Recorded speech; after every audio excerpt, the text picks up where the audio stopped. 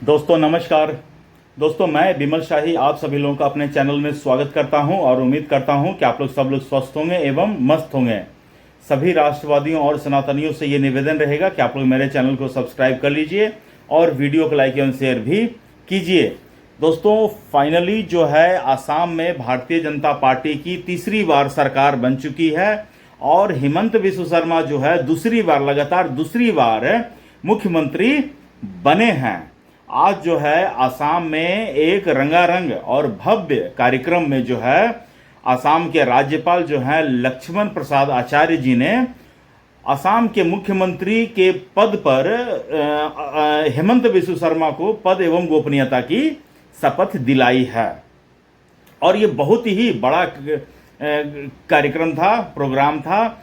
वहां पर देश के प्रधानमंत्री नरेंद्र मोदी, गृह मंत्री अमित शाह, रक्षा मंत्री राजनाथ सिंह के अलावा जितने भी तमाम बीजेपी रूल्ड स्टेट हैं, कम से कम 19 ऐसे राज्य हैं जहां पर अभी बीजेपी की सरकार है, तो सभी राज्यों के मुख्यमंत्री, उप मुख्यमंत्री, एनडीए के सदस्यगण, भारतीय जनता पार्टी के राष्ट्रीय अध्यक्ष सहित सभी लोग, गणमान्य लोग और हजारों की संख्या में पब्लिक असम के उस वेटनरी कॉलेज के ग्राउंड में उपस्थित थे जहां पर यह कार्यक्रम चल रहा था, शपथ ग्रहण कार्यक्रम चल रहा था।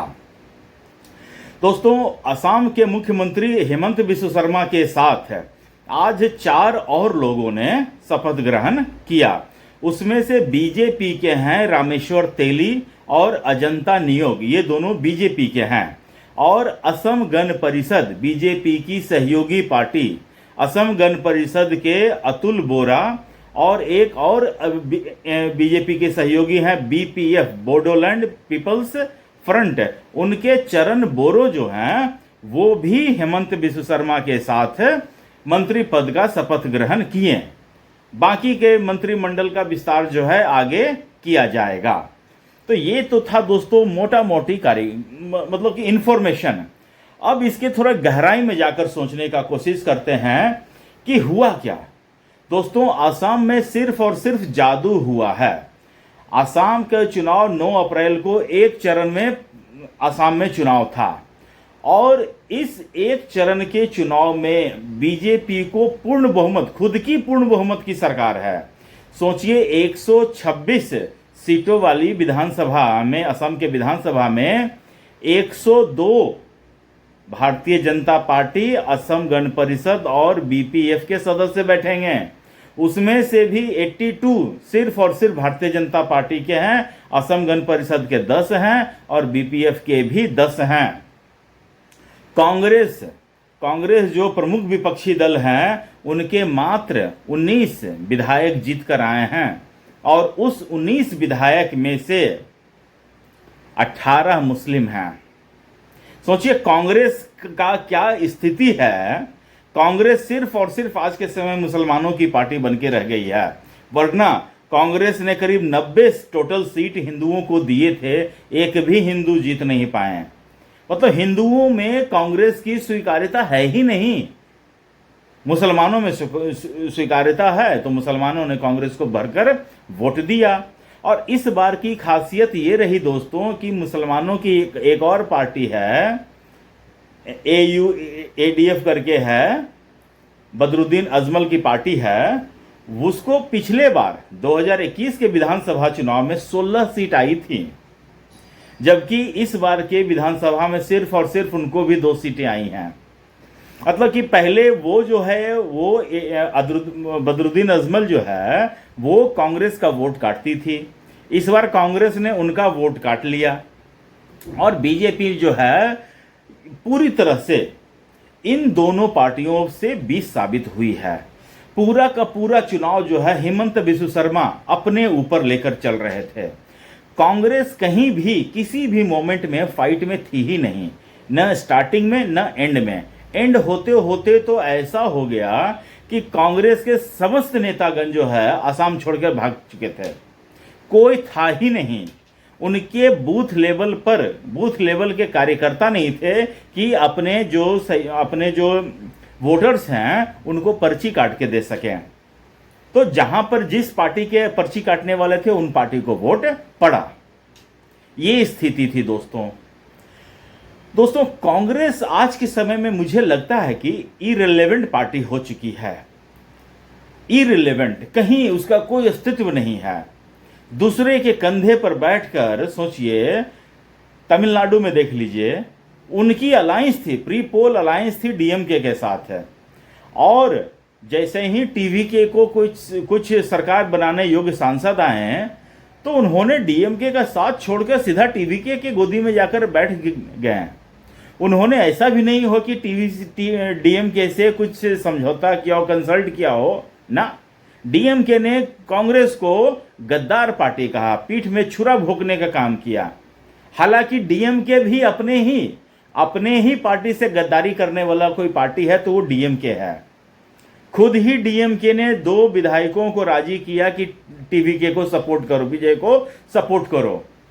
तो जब डीएमके खुद 2 विधायकों को उसको सपोर्ट करने के लिए राजी कर रहा है तो डीएमके फिर किस हैसियत से कांग्रेस को गद्दार कह रहा है, पीठ में छुरा घोंपने वाला कह रहा है? उसकी कोई औकात नहीं है कहने की, मैं तो यहां तक कहूंगा। खैर दोस्तों, असम के चुनाव में मुझे कुछ विचित्र चीज देखने को मिला। पूरा का पूरा चुनाव में मुझे सिर्फ और सिर्फ हेमंत बिस्व शर्मा दिखे।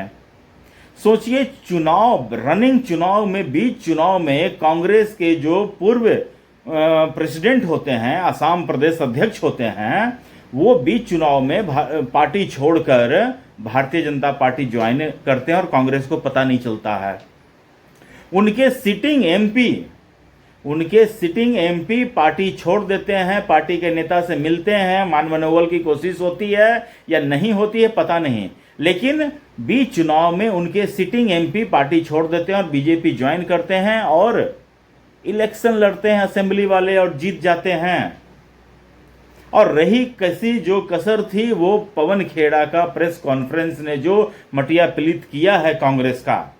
अब अगर पवन खेड़ा का क्या अंजाम होगा नहीं होगा पता नहीं, लेकिन पवन खेड़ा ने जब किसी पार्टी पर, भारतीय जनता पार्टी पर या हेमंत बिस्व शर्मा पर या रिंकी भुइयां शर्मा पर अगर आरोप लगाया तो कम से कम 2 दिन तक असम में खड़े होकर उस आरोप का बैक तो करते। लेकिन पवन खेड़ा जो अंडरग्राउंड हुए हैं वो जमानत मिलने के बाद ही ऊपर आए हैं। पता नहीं इतना दिन से कौन से बिल में छुपे हुए थे। खैर, उनका तो जो कानून के हिसाब से काम होगा वो उनके ऊपर कार्रवाई होगी। लेकिन पवन खेड़ा ने असम में हेमंत बिस्व शर्मा को जिताने के लिए बहुत बड़ी जमीन तैयार कर दी थी, वरना इतना सीट हेमंत बिस्व शर्मा को नहीं आने वाला था। मैंने भी एनालिसिस किया था और भी एनालिसिस लोग कर रहे थे। मेरे भी एनालिसिस में सिर्फ 98 सीटें तक ही आ रही थी। 102 सीटें आ जाना इसका मतलब पवन खेड़ा ने हैविली डैमेज किया है कांग्रेस को ही। हारा मतलब जीता हुआ चुनाव हारना है ये तो समझ में आता है, लेकिन हारा हुआ चुनाव और बुरी तरीके से कैसे हार सकते हैं ये गुण तो कांग्रेस में ही है। ये बात तो आपको और हमको मानना पड़ेगा। और दोस्तों, पूरे चुनाव में कांग्रेस कहीं भी लड़ाई में दिखी ही नहीं। मैं अब वीडियो बनाते रहता था तो मैं कहता था कई बार कि ये जो चुनाव हो रहा है ना, इसमें तो मुझे स्पष्ट दिख रहा है कि हेमंत बिस्व शर्मा जो है मुख्यमंत्री बनेंगे, तो उनको तो सीधे जाकर शपथ ग्रहण कर लेना चाहिए। तो फिर मैं पूछता था कि ये चुनाव हो रहा है किस लिए? तो मैं खुद ही आंसर देता था कि ये चुनाव हो रहा है कांग्रेस को बेइज्जत करने के लिए, कांग्रेस को जलील करने के लिए, कांग्रेस को अंडरग्राउंड होने के लिए ये चुनाव हो रहा है। और ऐसा ही हुआ है। कांग्रेस जलील भी हुआ है, बेइज्जत भी हुआ है, अंडरग्राउंड भी हुआ है। और हेमंत बिस्व शर्मा को आप कह रहे हैं कि भ्रष्टाचारी है, जेल भेजेंगे। अरे जनता उनको देखिए सिर माथे पर बिठा रही है। आप कहाँ हैं? आपको जनता का नब्ज का बिल्कुल ही पता नहीं है। जनता चाह क्या रही है बिल्कुल नहीं पता है। जिससे हेमंता को लोग अपने सिर आंखों पर बिठा रहे हैं, सिर माथे पर बिठा रहे हैं, उस हेमंता को आप जेल भेजोगे? तो देख लिया, जनता ने आपको सरकार में आने के लिए मतलब कि अब अगले 10 सालों तक आप भूल जाओ कि असम में अब आपकी कभी सरकार बन सकती है। Assam is going to be next Gujarat, लिख लीजिए कहीं। तो दोस्तों, मैं हेमंत बिस्व शर्मा को इस कार्यकाल के लिए बधाई देता हूं। मुझे पूरा भरोसा है कि हेमंत बिस्व शर्मा जो है नरेंद्र मोदी के नेतृत्व में असम को नई ऊंचाइयों तक लेकर जाएंगे और असम की जनता के लिए, वहां की लोगों के लिए भलाई का काम करते रहेंगे जैसा अब तक करते आए हैं। इसी के साथ मैं आज का अपडेट ये समाप्त करता हूं और आप लोग अपना ख्याल रखिए, स्वस्थ रहिए, मस्त रहिए। नमस्कार, बाय।